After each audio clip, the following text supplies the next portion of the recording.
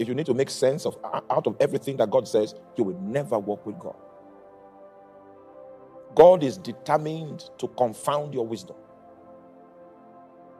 God is determined to ensure that you get to experience the fact that it doesn't need to sound intellectual in order for it to come with salvation. Remember the recommendation of the king. If the Lord does not help us, from whence can I bring the help? So that help that we are going to seek from the Lord normally contradicts the intellectual approach. And that's why it's going to be a journey of faith and not a journey of sight. We will discuss the faith element in surviving hard times, probably in the next lecture. But I'd like us to dwell on the guidance element. That's what we have in the book of Genesis, chapter 26, the guidance element. The man that has guidance from God will float as if there is no storm. And if you don't have guidance from God, you are going to be a victim. Are you there? So these are the days where we need to seek guidance from God. There is no situation you find yourself in that there is no guidance that can come from God that can settle you in that situation. All of you know my story. How I was in the oil industry and I was doing well. We were well paid. You didn't need to take a bribe because your salary was okay. We're earning way more than ₦1 million under the circumstances of the old Nigeria, not this roller coaster system. We're doing well. Young guys. We're doing well. We're experts, professionals in what we were doing. So then the Lord now says, resign. So I went to him. I knew it was him that was giving me guidance. So I asked him, you are aware that I have a multitude in my house. And when you asked me to resign, you didn't ask them to go.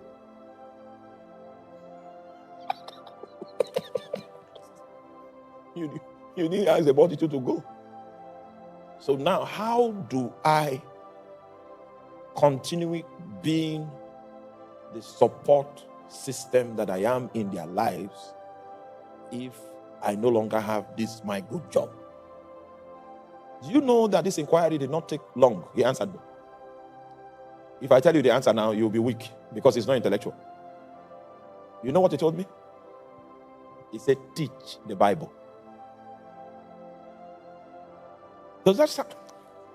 I'm just trying to let you know how God works. His answers are not intellectual. His answers are rejoicing to the heart and not the head. They don't make sense, but they make life. I can tell you that.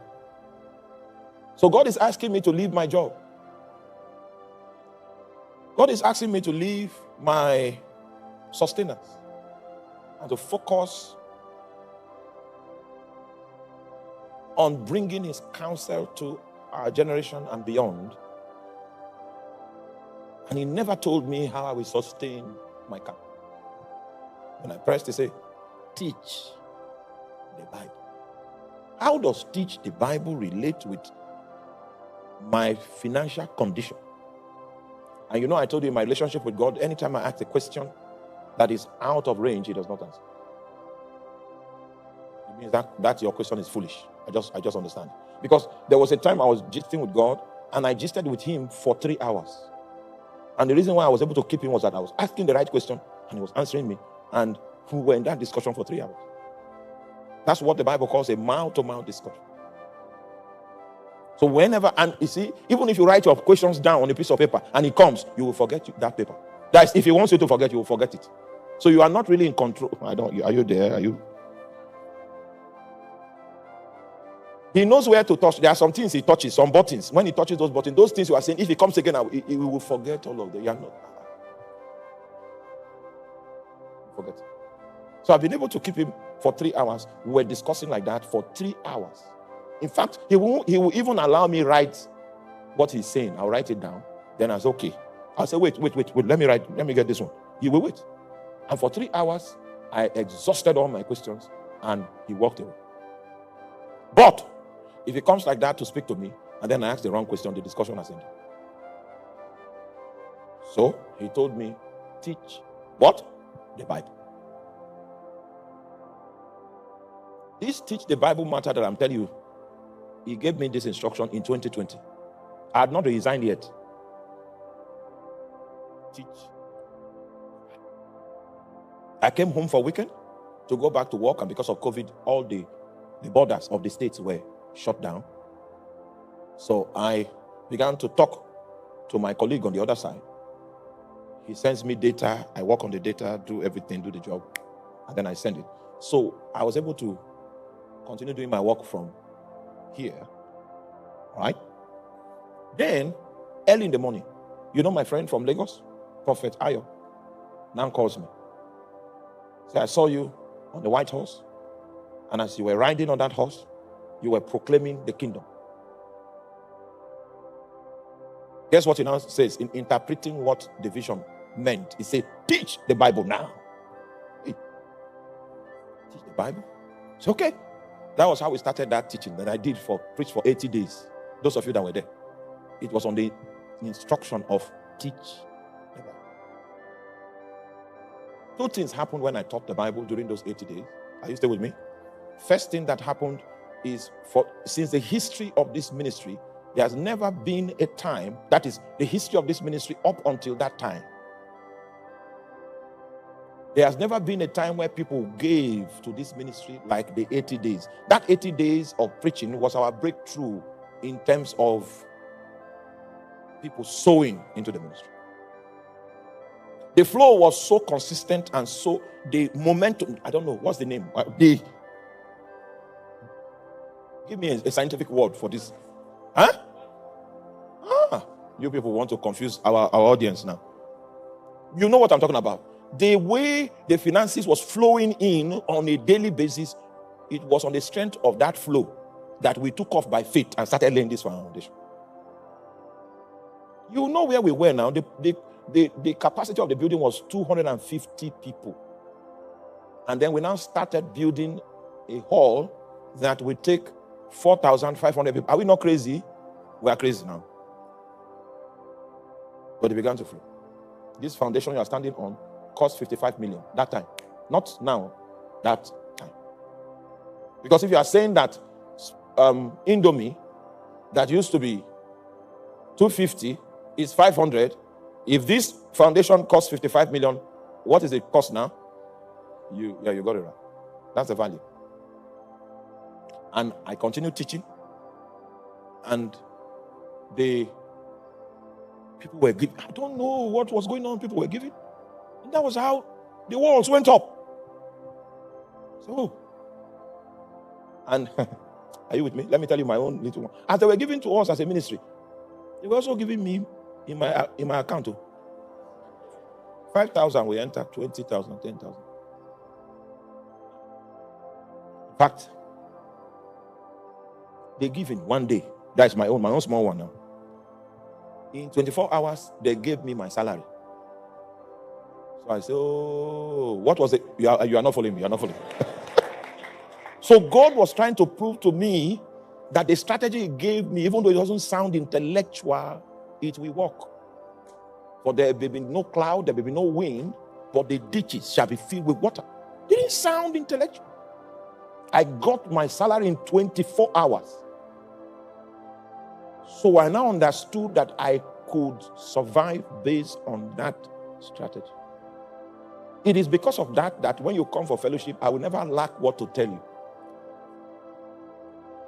I will prepare in the night. I will wake up and go and pray to know the mind of God. Because as I am doing it, the other aspect too. So that is why the meltdown is not affecting me. Because I got my own guidance from God. And the thing about the guidance that we get from God, it doesn't expire when it's 2025. Now I'm provoking you. See, I want you to, I want to come one day. And there are so many testimonies that will now abolish testimonies. I say, because if we start taking testimonies every day, we will not have time. Go back and receive guidance for your life. For me, he said what?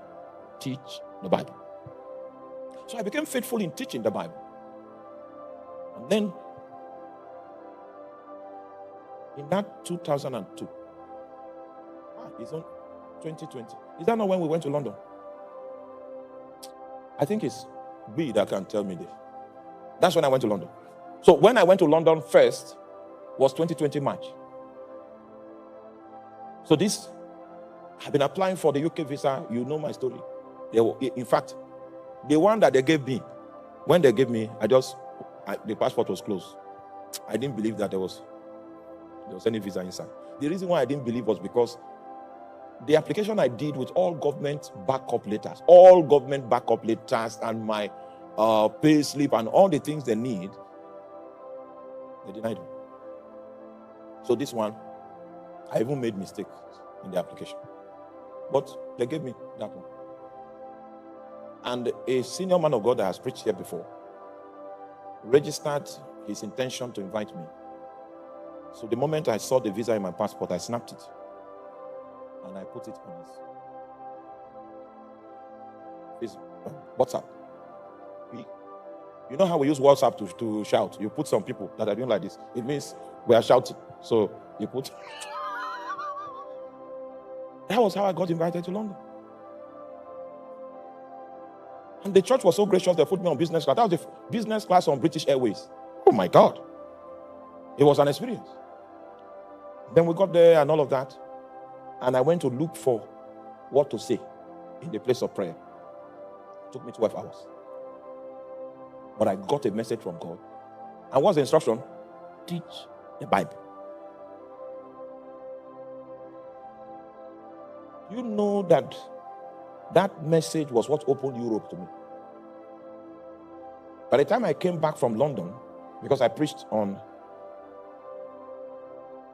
Friday, I think I preached on Thursday, preached on Friday evening, preached on Saturday morning, Saturday evening, Sunday morning. Right? My flight was Sunday evening. Flight from London to Abuja was Sunday evening. It's a 10 p.m. flight. You just push your seat like this and you sleep. Then I was in Abuja. When we came out, I was convinced that I knew what God meant when he said, teach the Bible as a strategy for my sustenance and the inhabitants of my house. Ever since then, I've continued obeying that instruction. And I've seen miracles of how God can use nothing to sustain a man. So I'm challenging you now, go back and turn your face to the wall. And don't live there until God gives you guidance. Sometimes he allows situations, he allows circumstances so that you will know who among us is wise. Because the wise among us will go back to God and get guidance from him.